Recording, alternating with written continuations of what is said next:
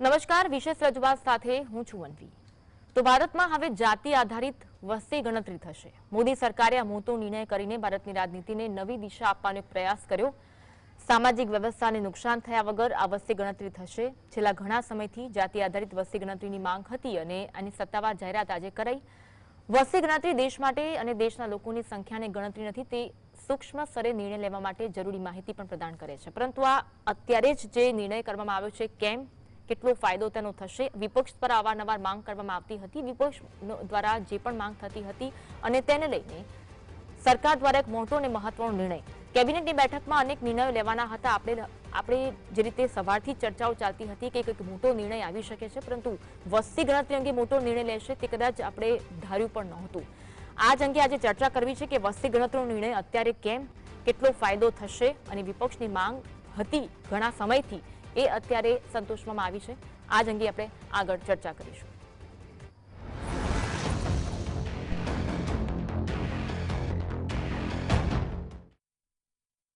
તો આપણી સાથે રાજકીય વિશ્લેષક જોડાયા છે પ્રશાંત ગઢવી અને સાથે આપણી સાથે ડોક્ટર નિકુલ પટેલ જોડાયા છે કોંગ્રેસ તરફથી। આપ બંનેનું સ્વાગત છે જીએસટીવીમાં। પ્રશાંતભાઈ, પહેલો પ્રશ્ન આપને કરવા માંગીશ। આપણે ધારતા હતા શું અને નિર્ણય કયો લેવામાં આવ્યો? આપણે વિચારતા હતા કોઈ મોટું પગલું ભરવાની વાત આ કેબિનેટ બેઠકમાં કરવામાં આવશે, પરંતુ વસ્તી ગણતરીનું આપણે ધાર્યું પણ નહોતું। એટલે આજની કેબિનેટ આ કાશ્મીરનો હુમલો થયા પછીની લગભગ પહેલી કેબિનેટ, એટલે આપણને એવું હતું કે ગઈકાલે આર્મી, ડિફેન્સ ત્રણેય વિંગ સાથે બધી પુષ્કળ ચર્ચા થયા પછી આજની કેબિનેટ કદાચ એવું પણ થાત કે એને લઈને કદાચ બીજી કોઈ ચર્ચા થાય, દેશવ્યાપી સુરક્ષામાં બીજી કોઈ ચર્ચા થાય, પણ અચાનકથી એટલે એના છે ને બે ત્રણ મિનિંગ છે। એક, હા, દેશને પ્રધાનમંત્રીની જરૂર છે, એ અલગ વસ્તુ છે। પ્રધાનમંત્રીને દેશમાં સત્તાની જરૂર છે, એ એક બીજી મેટર છે। એક ઘટનાથી કોઈ વસ્તુ અટકી જતી નથી, દેશ અટકતો નથી, એટલે અમારું કામ ચાલુ રાખવાનું છે અને અમારા કામમાં એક જ વસ્તુ છે કે ચૂંટણી। બિહારની ચૂંટણી નજીક આવે છે અને બિહાર જ એકચ્યુઅલી આ જાતીય જનગણનાને લઈને કાયમ ચર્ચામાં રહ્યું છે। તમે જો તો ગઈ વખતે પણ નીતિશ કુમાર અને તેજસ્વી યાદવનું ગઠબંધન હતું ત્યારે તેજસ્વી પણ આ જ ચર્ચા કે જાતીય જનગણના, એમણે જ્યારે પક્ષની સાથે છેડો ફાડ્યો અને એનડીએમાં આવ્યા નીતિશ કુમાર, ત્યારે પણ તેજસ્વી યાદવે આની ઉપર જ હુમલો કર્યો હતો કે જાતીય જનગણના કરાઈ આપે, અમે એમની જોડે જ છીએ। લોકસભામાં પણ એમણે આવું જ કીધું હતું કે જાતીય જનગણના કરાઈ આપે અને એમનું વેલકમ છે। મૂળ બિહારની ચૂંટણી આ વખતે જાતીય જનગણના ઉપર લડાવવાની છે, એ નક્કી હતું। જો અને અત્યારે આજની તારીખમાં હું પ્યોર બિહાર ઉપર જ, કારણ કે આ ભલે મુદ્દો દેશવ્યાપી છે, પણ આ પ્યોર એકદમ ટુ ધી પોઈન્ટ બિહારને અનુલક્ષીને જ આ લાવવામાં આવ્યો છે। જો બિહારની ચૂંટણીમાં અત્યારે એમના સર્વે ચાલે છે, એમાં પહેલા નંબરે તેજસ્વી યાદવ ચાલે છે એક સારા સીએમ તરીકેનો ફેસમાં, બીજા નંબરે બીજેપી ને ત્રીજા નંબરે નીતિશ કુમાર ચાલે છે। હવે એનડીએને છૂટકો નથી, હડ્ડી ફસાઈ ગઈ નીતિશ કુમારના નામની। નીતિશ કુમારને એમની આગેવાનીમાં આ ચૂંટણી લડવી પડે એવી એમની પરિસ્થિતિ ઊભી થઈ ગઈ છે। એમને જો લડાવે તો કદાચ ભૂંડાઈથી જે મહારાષ્ટ્રમાં શિંદે હાલ થયા એવા કદાચ બિહારમાં બીજેપી હાલ થાય કે બંને જણા સાથે રહીને પણ આ ચૂંટણી ન જીતી શકે, અને એટલા માટે એમણે તરત જ ચાન્સ પર ડાન્સ મારી એક મોટું ટ્રમ્પ કાર્ડ ખેલી નાખ્યું। હા, હું બી સ્વીકારું છું જાતીય જનગણના, જે નીતિશ કુમારની સારામાં સારી ભાષામાં જિસકી જીતની હિસ્સેદારી ઉતની ઉસકી ભાગીદારી, આ દેશમાં જરૂરી હતું। આજે આપણે 54% કરતાં વધારે ઓબીસી છે, પણ ક્યાં એ લોકો કોઈ બી રીતે પેલામાં પરવ્યુમાં નથી આવતા। એ જ રીતે જાતીય જનગણના છેલ્લે ક્યારે થઈ હતી, દેશ આઝાદ થયો પછી, કે એને શું એનું મૂલ્ય આપણે આંક્યું, એને કેવી રીતે convert in terms of citizen બેનિફિટમાં, કેવી રીતે એ જાતિ આધારિત આપણે ફાયદા આપ્યા, અને જનગણના કેમ જરૂરી છે। આજે ઓબીસી 27% કેમ કરવું પડ્યું? હજી બી વસ્તી તો 54% છે, પહેલા 10% હતું, ત્યારે ખબર પડી 27% તો મિનિમમ જોઈશે વસ્તી આધારિત। એમાં જનગણના થાય તો રિઝર્વેશનથી લઈ એના બજેટથી લઈ એ વર્ગને કેટલું વધારે આપવું, કેટલું ઓછું આપવું, એનો એક સૂચક આંક આપણી જોડે બહાર આવે, અને એના માટે જરૂરી હતું। પણ જો આ જાતીય જનગણના થાય, કારણ કે મુદ્દો આખા દેશમાં કોંગ્રેસ લઈને આવી 2024ની ચૂંટણીમાં, એ મુદ્દો એટલો બધો ચાલ્યો અને એની અસર આપણને 240 સીટમાં દેખાઈ, બંને બાજુ, આમ નહીં 240, આમ નહીં 240। એટલે જો આ મુદ્દો વધારે ઉપડત તો બિહારથી શરૂઆત થાત પડતી થવાની, અને એટલા માટે અત્યારે એનડીએ સરકારે આ બહુ ઐતિહાસિક નિર્ણય લઈ લીધો કે ભાઈ પાછળ જે કંઈ વાતો થઈ મોદી સાહેબના કાર્યકાળમાં જાતીય જનગણના, અચ્છા હજી બી કેવી રીતે કરાવશો, ક્યારે કરાવશો, એનું અમલીકરણ ક્યારે કરશો? કારણ કે 26માં ડિલિમિટેશન, 27માં આપણે મહિલા અનામત પણ ચાલે છે. આ 3-4 મુદ્દા ભેગા થયા છે. એટલે 29ની ચૂંટણી આવતા પહેલા એટલું બધું મંથન છાસ વલોવાની છે, આપણને ખબર નથી કયા પ્રકારનું માખણ બહાર આવશે. તમને માખણ મળશે, નીચેની ખાટી છાસ મળશે, માખણનું દહીં થવાનું છે, એનું દૂધ થવાનું છે, અથવા તો એ માખણ બીજું કોઈ ખાઈ જવાનું છે, કાંઈ ખબર નથી. મુદ્દો આવકારદાયક છે. ચૂંટણી લક્ષી આ મુદ્દો બિહારને ફાયદો થાય એવી આપણે આશા રાખીએ. ટાઈમિંગ તો ઘણો મેટર કરે છે, અંગે પણ આપણે આગળ વાત કરીશું. આપણી સાથે કોંગ્રેસ તરફથી ડોક્ટર નિકુલ પટેલ. નિકુલભાઈ, કોંગ્રેસનો જે મુદ્દો હતો એ તો હવે જતો જ રહ્યો, કોંગ્રેસ માટે કોઈ મુદ્દો રહ્યો નથી, શું કહેશો આપ? કોંગ્રેસ પાર્ટી પાસે જે મુદ્દો હતો એ મુદ્દો આજે દેશનો મુદ્દો બની ગયો છે. રાહુલ ગાંધીજી જ્યારે જાતિગત જનગણનાની વાતો કરતા હતા, મારા ખ્યાલથી સમગ્ર મીડિયા તેમજ ભારતીય જનતા પાર્ટી તેમજ શું કહેવાય કે મારા મિત્ર રાજકીય વિશ્લેષક બેઠા છે એમને બી મેં સાંભળ્યા છે કે હંમેશા એમની ટીકા કરતા હતા. પરંતુ આજે આપણે સમજી શકીએ છીએ કે એ મુદ્દો કેટલો મહત્વનો છે અને એના ભાગરૂપે જ આ મુદ્દો આજે સરકારે અને ખાસ કરીને એનડીએ ની જે સરકાર છે અને આપણે એને મોદી 3 તરીકે ઓળખીએ છીએ, એમના માટે આ જરૂરી બની ગયું છે. કારણ કે રાજનૈતિક જે નિર્ણય લેવામાં આવે છે એની પાછળના અમે 2-3 કારણો જોઈએ છે.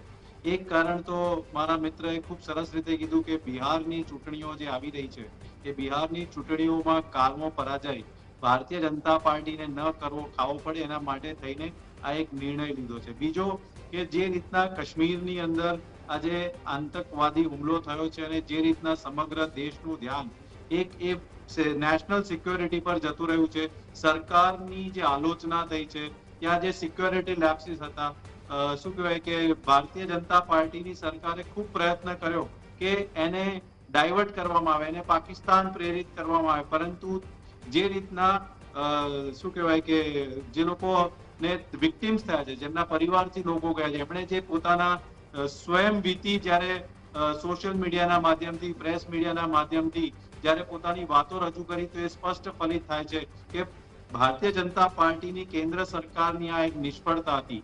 એને છુપાવવા માટે થઈ અને આ રીતનું એક ગતકડું મોદી સરકાર લાવી રહી છે, પરંતુ એ આવકારદાયક છે, દેશના માટે જરૂરી છે. પણ આજે કેબિનેટની અંદર એવા બી મહત્વના નિર્ણયો અમે આવકારદાયક હતા કે ગઈકાલે 3 સૈન્યના વડાના મીટિંગ થયા ત્યાર પછી આજે એવા કોઈ કોન્ક્રીટ નિર્ણય પહેલા લાવવાની માંગ કરતા હતા, હવે લાવ્યા પછી બી તમને પ્રોબ્લેમ છે? સવાલ જ નહીં ને, લાવવાની માંગ એટલે અમે તો ખુશ થઈએ છીએ લાયા, બરાબર છે. તમે આલોચના કરતા હતા ને, તમે જ હતા જે આલોચના કરતા હતા, રાજકીય વિશ્લેષકો આલોચના કરતા હતા, રાહુલ ગાંધીજી તો દરેક જગ્યાએ દરેક સ્તરે કહેતા હતા, રાહુલ ગાંધીની બી બધા આલોચના કરતા હતા.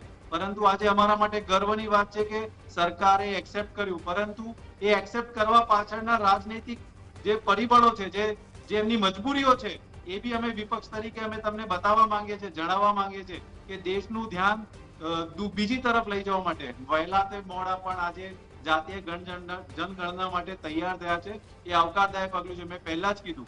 પરંતુ એની પાછળની રાજનૈતિક મજબૂરી બી મેં કહી રહ્યો છું.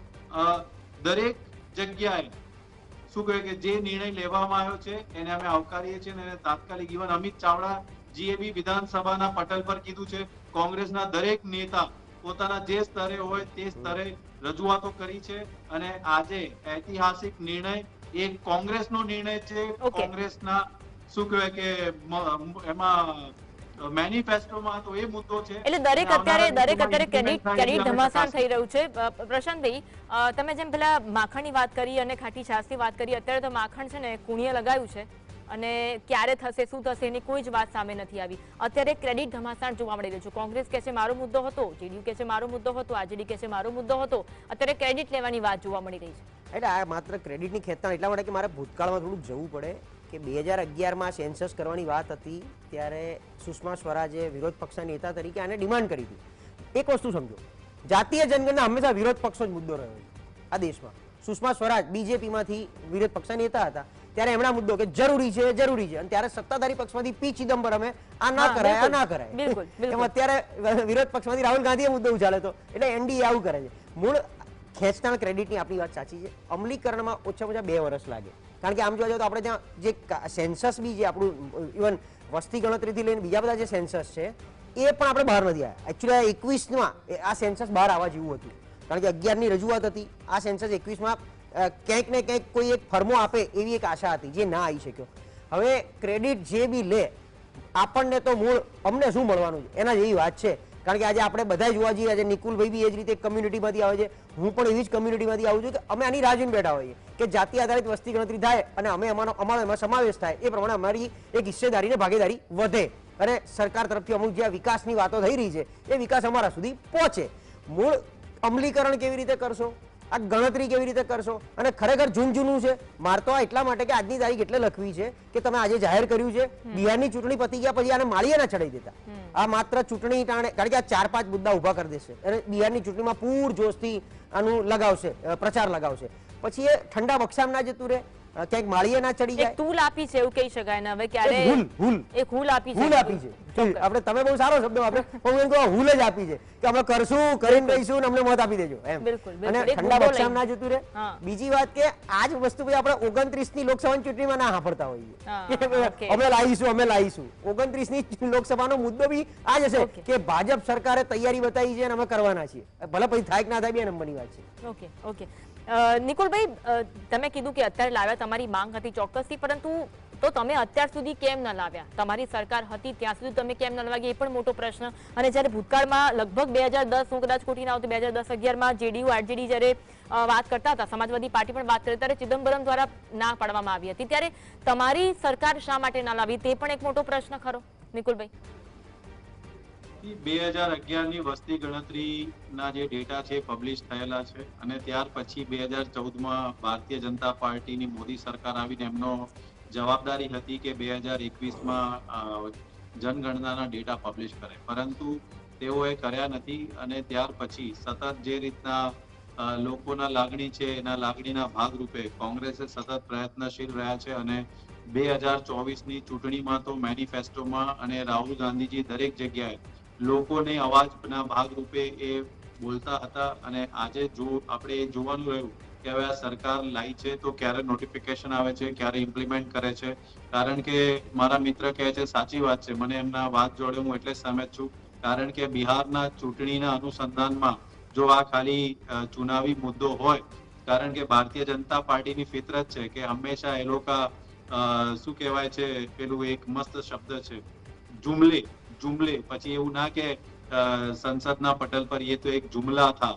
એટલે પણ અમે પૂરો પ્રયત્ન કરીશું. ભૂતકાળમાં બી અમારા તરફથી પ્રયત્ન રહ્યા છે અને આવનારા દિવસોમાં નોટિફિકેશન આવ્યા પછી એના ઇમ્પ્લિમેન્ટેશન લેવલ્સ પર બી વિપક્ષમાં જે રીતના લોકસભામાં લોકોએ અમને જનમત આપ્યો છે તો અમારી જવાબદારી છે એને પૂરા નિભાવવાની અને અમે એનો પૂરી રીતે પાલન થાય એના માટે કટિબદ્ધ છે. રાહુલ ગાંધીજી તો બધી જ જગ્યાએ બોલે છે અને આજે રાહુલ ગાંધીજીના સ્ટેટમેન્ટના આધારિત પ્રધાનમંત્રી નરેન્દ્ર મોદીજી આ નિર્ણય લેવો પડ્યો છે. એ બી એક સાચી હકીકત છે. કારણ કે જ્યારે રાહુલ ગાંધી બોલતા હતા ત્યારે સમગ્ર દેશની અંદર ઘણા બધા લોકો એવું બોલતા હતા કે આ એક જાતિના વિભાજનની વાતો કરે છે, જાતિના લીધે લોકોની વચ્ચે એક દહેશત થશે, હિન્દુઓને ડિવિઝન કરવાની વાતો કરે છે. આવા શબ્દો બી અમે સાંભળ્યા હતા. અને આજે સાંભળ્યા પછી જ્યારે હવે મોદીજી જો જાતિ જનગણનાની વાત કરતા હોય તો મારા ખ્યાલથી હિન્દુઓને વિભાજિત કરવાની વાત હવે કોઈ બોલે તો હું જાણવા માટે ખૂબ આતુર છું. પરંતુ જ્યારે રાહુલ ગાંધી બોલતા હતા ત્યારે આવા શબ્દો બી અમે સાંભળ્યા છે. પરંતુ એનો મૂળભૂત જે સિદ્ધાંત છે એ લોકોને પોતાના અધિકાર અને જેની જેટલા વસ્તી એના આધારે એના અધિકારની જે વાત છે એ રાહુલ ગાંધીએ ખૂબ જોરશોરથી ઉપાડી. એટલા માટે આ ઇમ્પ્લિમેન્ટેશન લેવલ સુધી આવ્યું છે અને અમે એનો તમામ જે બી શ્રેય હશે એ રાહુલ ગાંધીજીને બી એકનોલેજ કરવા માટે આપ સૌએ આપવો જોઈએ એવી મારી બે હાથ જોડીને નમ્ર વિનંતી છે. પ્રશાંતભાઈ, ખરેખર શું લાગે છે, કોંગ્રેસ તો જસ ખાટવાની વાત કરી રહ્યું છે કે રાહુલ ગાંધીના જે માંગ હતી, કોંગ્રેસની જે માંગ હતી એના કારણે જ સરકારે આ નિર્ણય લેવો પડ્યો છે? એટલે સરકાર એના દબાણમાં, અગેન મેં શું કીધું, આ સરકાર એના દબાવમાં કેમ આવી કે એવી રાહુલ ગાંધીએ બે વસ્તુ જે પકડી રાખી હતી, એક સંવિધાન વાળી, સંવિધાન બદલી નાખશે. બીજી આ જ વાત હતી જાતીય જનગણના હમ કરાયેંગે. હવે આ મુદ્દો આપણો દેશ હંમેશા જાતિ જ્ઞાતિથી લડતો આવ્યો છે અને એના આધારે આખી રાજનીતિ ચાલી રહી છે. જો રાહુલ ગાંધીની આ વાત છેક ગ્રાઉન્ડ લેવલ સુધી નીચે ઉતરી જાય, જે રીતે અત્યારે આપણે એનું પરિણામ જોયું, મેં લોકસભામાં એનું પરિણામ જોયું ત્યારે પણ આ મુદ્દો હતો અને જે હવે આવનારી ચૂંટણીઓ છે એમાં પણ આ જ મુદ્દો ચાલવાનો હતો. અને ત્યાં હવે દરેક જગ્યાએ કોંગ્રેસે એક મુદ્દો મળી ગયો. જેમ ભાજપ પાસે રામ મંદિર મુદ્દો હતો એમ કોંગ્રેસ પાસે અત્યારે હવે છેલ્લા 1 વર્ષથી એક સરસ મુદ્દો આવ્યો છે. દરેક જગ્યાએ ઇલેક્શન લડવા માટે જાતીય જનગણના. હમણાં એમણે મૂક્યો જ તો ને આ ચૂંટણી ગઈ હવે આવીશું તો જાતિ જનગણના હરિયાણામાં ને એમાં જે બિલકુલ, મુદ્દો મૂક્યો જ તો એમણે. બિલકુલ, બિલકુલ. તો આ મુદ્દો બિહારમાં લઈને આગળ આવનારી ચૂંટણીઓમાં યુપી નજીક, એટલે યુપી તો હજી બહુ વાર છે, આવતી વખતે વેસ્ટ બંગાળ આવે છે, આ બધું એટલું અસર કરી જાત કે ક્યાંક બીજેપી નું આમ ધીરે ધીરે એની જમીન ખસતી જાત. અને પ્લસ અત્યારે જે દેશમાં ચાલી રહ્યું છે, દેશવ્યાપી આખો જે માહોલ, ક્યાંક નરેન્દ્ર મોદી ઉપર બધા પ્રકારના દબાણ છે, એમના પોતાના પ્રધાનમંત્રી પદથી લઈ, RSS થી લઈ, ભાજપ સંગઠનથી લઈ, કાશ્મીર હુમલાથી લઈ, ટ્રીટીથી લઈ, ટ્રમ્પથી લઈ, ટેરિફથી લઈ, એટલા બધા મુદ્દામાં ઓલરેડી દબાણમાં છે. અને એ દબાણમાં એમની નેગેટિવિટી પણ પૂરજોશથી છે બજારમાં. એ નારાજગીનો સૂર ક્યાંક વોટમાં રૂપાંતરિત ના થાય અને કોંગ્રેસ આનો ચાન્સ પહેલા ના લઈ લે, આનો ફાયદો ઉઠાઈ ના લે, એટલા માટે મુદ્દો ઉઠાવ્યો. હવે મુદ્દો રાહુલ ગાંધીની ખિસ્સામાંથી ચોર્યો છે કે રાહુલ ગાંધીએ એનડીએના ખિસ્સામાંથી ચોર્યો છે? પહેલા મુરગી પહેલા ઈંડું, એના જેવી વાત છે આ સ્પષ્ટ. એ આપણે અત્યારે નહીં મળે, પણ હા આપણી સામે અત્યારે મુરગી પણ છે ને ઈંડું બી છે. હવે તમારે શું લેવું છે? જો આ નોનવેજ વાળા માટે ખાસ કે તમારે મુરગી ખાવી છે કે ઈંડું ખાવું છે, એના જેવી વાત છે. તમને શું ગમશે બેમાંથી? બંને તમારા માટે ફૂલફિલ થાય નોનવેજ છે. એક બીજેપી છે, એક રાહુલ ગાંધી છે. બેમાંથી કોણે તમારો મુદ્દો ઉપાડ્યો છે? અને એનો મુદ્દો ઉપાડવો જરૂરી નથી. મુદ્દો ઉપાડ્યા પછી એનો મુસદ્દો કે ભાઈ અમે શું લઈને આવીશું, જાતીય જનગણના થઈ જશે, 1 વર્ષનું જ કામ છે. આપણી પાસે ડેટાની ભરમાર છે, બંને બાજુ rural development ministry, urban ministry, housing ministry એ એમનું કામ કરે રાખશે. ડેટા કાલ આવી જશે. ડેટા આવ્યા પછી શું? મૂળ વાત એ છે, ડેટા તો થિયરેટિકલ જ વસ્તુ છે, પબ્લિશ કરવામાં 24 કલાક થશે અને કામ કરવામાં એક પછી શું? આ ડેટા અમે આપ્યો કે આટલા ટકા આ વસ્તી છે, આટલી આ કાસ્ટ છે, આંકડા પણ નથી આવતા, આંકડા પણ નથી આપતા, તમે પબ્લિશ બી નહીં કરો. એટલે તો કહ્યું કે ચૂંટણી લક્ષી મુદ્દો છે કે ગ્રાઉન્ડ લક્ષી મુદ્દો છે. આજની તારીખમાં આ જે ડેટા બોલી રહ્યો છે 2011 નો, રફલી 43 lakhs કે 63 lakhs ટોટલ કાસ્ટ ઇન્ડિયામાં વસે છે, બધા જ પ્રકારની. એની અમ્બ્રેલા અલગ હોય કે કોળી સમાજમાં માનો કે 50 જાતિ જ્ઞાતિઓ આવતી હોય, રબારી ભરવાડમાં 50 આવતી હોય, ઓબીસીમાં ટોટલ આટલી બધી જ્ઞાતિ, એમ 63 લાખ જેટલી અલગ અલગ કાસ્ટ, સબકાસ્ટ આપણે ઇન્ડિયામાં અસ્તિત્વમાં છે. હવે તમે એનું એક અમ્બ્રેલા તો બનાવી દેશો, ડેટા તો આવી જશે, પછી એ ડેટાનું કરવાનું શું? માનો કે અમે આજે અમે સ્વીકારો 57% ઓબીસી બહાર આવે છે, 58% ઉત્થાન માટે કે કરશે કે આગળ શું કરશે એ પણ એક મોટો પ્રશ્ન. તમે એને શું આપશો એમ? આજે શિડ્યુલ કાસ્ટનું અનામત 60% છે અને શિડ્યુલ ટ્રાઇબનું 14% છે. એમની વસ્તી એ પ્રમાણે વધી જવાની છે સેન્સસની અંદર. તો તમે શું એ પ્રમાણે બંધારણને ચેન્જ કરીને અનામત ચેન્જ કરશો? એ પ્રમાણે એમનો આયોગ બનાવીને એમને કંઈક અલગ બેનિફિટ આપશો તમે? જે ઓબીસીમાં આવે છે, હવે ઓબીસીમાં ઓલરેડી ક્રિમિલિયર નાખ્યું છે, તમે સમજો, ઉન્નત વર્ગમાં સમાવેશ થાય છે નથી થતો, અને એ પ્રમાણે ઓલરેડી એસસી જેને કહેવાય છે SCBC, social and educationally backward class, એના અત્યારે ફાયદા શું છે મને તમે સમજાવો. ઉપરથી એસસીબીસી ની સામે તમે ઈબીસી લઈ અને એમનો જે હક બનતો હતો એ કાપી નાખ્યો થોડો ઘણો. એ બે કોમન મેરિટ થઈ ગયા છે મેરિટની દ્રષ્ટિએ. એટલે કરશો શું? ડેટા તો મળી જશે. મેં શું કીધું, આપણે આજે ચર્ચા કરીએ છીએ, ડેટા આવે એ દિવસે બી આપણે ચર્ચા કરશું. ઉત્થાન માટે શું કરશો, એનો વિકાસ કેવી રીતે આપશો તમે? બિલકુલ સાચી વાત છે. પણ નિકુલભાઈ આપને પૂછવા માંગીશ કે એક તરફ પાકિસ્તાન પર સ્ટ્રાઇક કરવાની વાત હતી, જે મુદ્દાઓ હતા, જે ચર્ચાઓ હતી, તેની વચ્ચે કોંગ્રેસ પર સ્ટ્રાઇક થઈ ગઈ હોય તેવો તો આ મુદ્દો સામે આવી ગયો છે. નિકુલભાઈ, સૌ પ્રથમ મારા મિત્ર ઇમ્પ્લિમેન્ટેશનની વાત કરે એના પર હું જરા પ્રકાશ પાડી દઉં. આપણે જોયું કે ઓબીસી ના રિઝર્વેશનના 27% જે વાત હતા એ ભારતીય જનતા પાર્ટીની સરકાર ચૂંટણીઓ એટલે કે નગરપાલિકા અને ગ્રામ પંચાયતમાં ઇમ્પ્લિમેન્ટેશન લેવલ પર રિપોર્ટને ઇમ્પ્લિમેન્ટ નથી કરી રહી. ગુજરાતની અંદર અમિત ચાવડાજી હોય કે અમારા જે બી વરિષ્ઠ આગેવાનો હોય વિધાનસભા તેમજ રસ્તા પર આવીને જે ઇમ્પ્લિમેન્ટ કરવા માટેના જે અનુરોધ કર્યા એના ભાગરૂપે તમે જુઓ ફાઇનલી ઇમ્પ્લિમેન્ટ થાય. એટલે કે એકવાર ડેટા હોવો જરૂરી છે, એકવાર એના ફેક્ટ્સ એન્ડ ફિગર્સ હોવા જરૂરી છે, તો ડેફિનેટલી એના ઇમ્પ્લિમેન્ટેશન લેવલ સુધી બી જશે.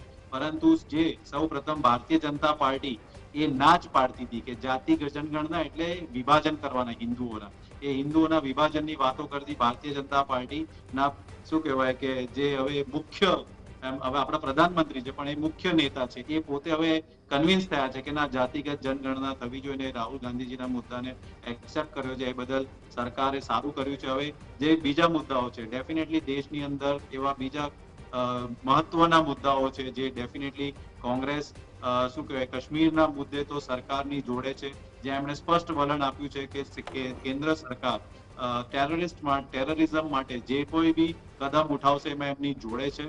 અને શું કહેવાય કે એમાં કોઈ પણ જાતનું નેશનલ સિક્યુરિટીમાં સાથ નહીં લેવાય, એ પછી કોઈ બી હોય. અને જે બીજા મુદ્દા છે ઇકોનોમિક રિલેટેડ મુદ્દા છે ડેફિનેટલી એ આપણા માટે ખૂબ મોટા ચેલેન્જીસ છે. અને કોંગ્રેસ જ્યાં બી એવું લાગશે કે સરકારના નિર્ણયો દેશ હિતમાં નથી, તો એ લોકસભાનું પટલ હોય કે જાહેર બિલકુલ. મંચ હોય, રાહુલ ગાંધી હોય કે મલ્લિકાર્જુન ખડગેજી હોય કે ગુજરાતમાં અમિત ચાવડાજી હોય, દરેક પટલ ઉપર અમે અમારો અવાજ લોકો વતી રજૂ કરીશું. કારણ કે અમને બી જનપ્રતિનિધિત્વ જે મળ્યું છે એના ભાગરૂપે અમે અમારી રજૂઆત અને લોકોના હિતમાં વાત કરતા રહીશું. ઓકે, પ્રશાંતભાઈ, એક તરફ આપણે ઘણી બધી અપેક્ષાઓ રાખી રહ્યા હતા કેબિનેટ બેઠકથી કે ભાઈ પાકિસ્તાન માટે શું નિર્ણય લેવામાં આવશે, એર સ્ટ્રાઇક થશે, કંઈક થશે, કે પછી જે આતંકવાદનો મુદ્દો છે તેના માટે શું નિર્ણય લેવામાં આવશે. તેની વચ્ચે આ ટાઈમિંગ ઘણો મહત્વનો છે. આ ટાઈમિંગ શા માટે ચૂઝ કર્યો તે પણ એક મોટો મુદ્દો કહી શકાય. ટાઈમિંગ મેં કીધું એમ કે આ જે દિવસે હુમલો થયો એ દિવસે બી બિહારમાં સભા હતી અને ત્યાં બિહારથી સૈનિકો વિશે વાત બી કરી દીધી હતી. ટાઈમિંગ એક જ છે, ચૂંટણી ચૂંટણી ચૂંટણી, બીજી કોઈ વાત જ નથી. અને આ સાચા અર્થમાં પેલું ગરીબો કી થાલી મેં પુલાવ આયા હૈ, દેખો હમારે દેશ મેં ચુનાવ આયા હૈ, એમાં પુલાવ જાતીય વસ્તી આધારિત આપ્યો. તમે વિચાર કરો, આપણે ત્યાં એનઆરસી નું જે ગણતરી છે એ છેલ્લે 1951માં થઈ હતી, નોન રજિસ્ટર ઓફ સિટીઝન. એના પછી આ એનઆરસી નો મુદ્દો ઉછળ્યો, સીએ લાયા 2014 સુધીના કે આંકડા, એ સીએ એનઆરસી ના આંકડા બહાર નથી આવ્યા. એમાં આપણને ખબર જ નથી કેટલા આપણા ઇન્ડિયન સિટીઝન છે, શું છે એકચ્યુઅલ વસ્તી બી ખબર નથી આપણને. આપણે બાંગ્લાદેશી ઘૂસણખોરીઓની વાતો કરીએ છીએ. તો આ બધું ક્યાં, એટલે આમ આમ આમ કાન ક્યાં પકડાઈ રહ્યું છે ખબર નથી પડતી. દેશ રામ રાજ્યમાં રામ ભરોસે ચાલી રહ્યો છે. આ બધા મુદ્દા આવશે જશે, ચૂંટણી આવશે જશે, સરકારમાં બેસવાનું છે, ખુરશી મળી ગઈ, વાર્તા પૂરી. પછી હું કોણ ને તું કોણ. આપણે નથી એક વાર્તા હતી, એક રાજા હતો, એક રાણી હતી, છેલ્લે આમ થયું તેમ થયું, ખાધું પીધું રાજ કર્યું. એમાં આપણે લોકોએ ચૂંટણી પતે સરકાર બેસી જાય, ખાધું પીધું રાજ કર્યું. ઓકે ઓકે, નિકુલભાઈ, ટાઈમિંગનો પ્રશ્ન તમને પણ પૂછવા માંગીશ. ઘણી આશા અપેક્ષા કેબિનેટ બેઠકથી હતી અને નિર્ણય લેવામાં આવી રહ્યા છે, પરંતુ આ ટાઈમિંગ શા માટે ચૂઝ કર્યો હશે સરકારે, શું લાગે છે આપને? કેન્દ્રની અંદર મોદી 3.0 ની નિષ્ફળતાઓ ઉજાગર થઈ રહી છે. અને ખાસ કરીને ટ્રમ્પના આવ્યા પછી ટેરિફ વોર હોય કે ત્યાર પછી જે રીતના ઇકોનોમીની અંદર સ્લોડાઉન છે, કાં તો ત્યાર પછી આપણે જોઈએ કે શું કહેવાય કે કાશ્મીર એક સળગતો મુદ્દો છે કે જ્યાં સરકારની નેશનલ સિક્યોરિટી, જે સરકાર દાવાઓ કરતી હતી કે ભાઈ ત્યાં બધું સારું છે, ખૂબ જ સરસ છે, 370 હટાયા પછી ત્યાં લોકો પોતાના જમીનો લેવા માંડ્યા છે, પ્રવાસન વિકસી ગયું છે. પરંતુ એ બધા દાવાઓ જ્યારે જે આ ઘટના ઘટી અને જે રીતના શું કહેવાય કે આખો મુદ્દો દેશની અંદર ખૂબ જ સેન્સિટાઇઝ થયો, લોકો એક હચમચી ગયા, તો એનું ધ્યાન ડાયવર્ટ કરવા માટે એ અમારો પ્રાથમિક કારણ છે. બીજું કે બિહારની અંદર જે ચૂંટણીઓ આવી રહી છે ત્યાં સરકારને ડેફિનેટલી લાગી રહ્યું છે, કારણ કે શું કહેવાય નીતિશ કુમારજીના નેતૃત્વમાં એમને લડવાની છે, તો ત્યાં એક સપોર્ટથી એમની કેન્દ્રમાં ગવર્મેન્ટ છે, તો એ કેન્દ્રની અંદર પોતાની સરકાર બચાવવા માટે થઈને બી કદાચ આ રીતનો મુદ્દો જે ઇમ્પોર્ટન્ટ છે બિહાર રિલેટેડ, સરકારે આ મજબૂરીમાં લેવો પડ્યો હશે. એટલે કે આ મજબૂરીના સરકારના નિર્ણય છે, જ્યાં દેશને અત્યારે એક આક્રમક નિર્ણયોની જરૂર છે, જ્યાં કાશ્મીરનો મુદ્દો રિઝોલ્વ કરવાનો છે, ઇન્ટરનેશનલ ઇકોનોમીનો મુદ્દો રિઝોલ્વ કરવાનો છે, ત્યાં આ પીછેહટ સરકારની થઈ કહેવાય. કારણ કે છેલ્લા 1 વર્ષમાં સરકાર કશે બી જાતિગત જનગણનામાં તૈયાર નથી. ભારતીય જનતા પાર્ટીના તમામ પ્રવક્તાઓ આવીને આનો વિરોધ કરતા હતા, પરંતુ આજે એમણે એક્સેપ્ટ કર્યું છે. એનો મતલબ કે દેશનું ધ્યાન ભટકાવવાનો પ્રયત્ન કરી રહ્યા છે, પરંતુ આ આવકારદાયક પગલું છે એવું બી અમે કહીએ છીએ. પ્રશાંતભાઈ, શું ફરક પડશે? આઝાદી બાદ પ્રથમ વખત વસ્તી ગણતરીની વાત છે કે ભાઈ આટલા વર્ષો બાદ, 94 વર્ષ બાદ પ્રથમ વખત, તો શું ફરક પડશે, શું ફરક પડી જશે આવનાર દિવસોમાં, શું લાગે છે આપને? છે ને SECC, સોશિયલી અને ઇકોનોમિકલ જે ક્લાસ સેન્સસ જેને કહેવામાં આવે છે, કેટેગરી સેન્સસ, એ એનાથી ખ્યાલ આવશે કે સોશિયલી એક્ઝેક્ટલી આપણે ક્યાં ઊભા છીએ, ઇકોનોમિકલી એક કાસ્ટ, એક કમ્યુનિટી ક્યાં બેઠી છે, કાસ્ટ ખાસ કરીને, અને એને કેટલા વિકાસની જરૂર છે. આ કાસ્ટને અમુક એવા સ્પેશિયલ ઝોન કે સ્પેશિયલ એવી કઈ સરકારી યોજનાઓમાં લાગુ કરવી જોઈએ, જેમ આપણે હાઉસિંગ યોજના આપણે આપતા હોઈએ છીએ, BPL, APL, BPL, આ પણ એક કેટેગરી આમાંથી બહાર આવતી હોય છે. આ અલગ અલગ એવી ઘણી બધી કેટેગરીઝ છે જેનું એક ક્લાસિફિકેશન ચોક્કસ થાય તો સરકારને, કોઈ બી સરકાર હોય, UPA, NDA, એ લોકોને ખબર પડે કે અમારા ત્યાં આટલી વસ્તીમાં આ એક સવર્ણ વર્ગ, ઉચ્ચ વર્ગ છે, બીજો આ રીતે આ જાતિગત વર્ગ છે જેને આટલી આટલી જરૂર હોય છે, અને એ પ્રમાણે પછી કંઈક સુધારા વધારા, કંઈક યોજનાઓમાં સુધારા વધારા, કંઈક સ્પેસિફિક યોજનાઓ, જેમ કે અમુક જગ્યાએ હજી બી તમે જો ઘણા નિગમ જે બનેલા છે, ઘણા આયોગ બનેલા છે, એ આયોગમાં બહુ સ્પેસિફિકલી કોઈને ફાયદા થતા હોય છે, એ ઘણી કમ્યુનિટી કાસ્ટને થતા હોય છે, એ ઇન્ટ્રોડ્યુસ કરવા માટે આ ડેટા કામ લાગતો હોય છે. ઓકે, જોઈશું આવનાર દિવસોમાં કેટલો ફાયદો થાય છે અને કેવી રીતે ઇમ્પ્લિમેન્ટ થાય છે આ વસ્તી ગણતરીનું. આભાર પ્રશાંતભાઈ, ડોક્ટર નિકુલભાઈ, ચર્ચામાં ભાગ લેવા બદલ આ બંનેનો ખૂબ ખૂબ આભાર. તો આ સાથે જ વિશેષ રજૂઆતમાં બસ આટલું જ. નમસ્કાર.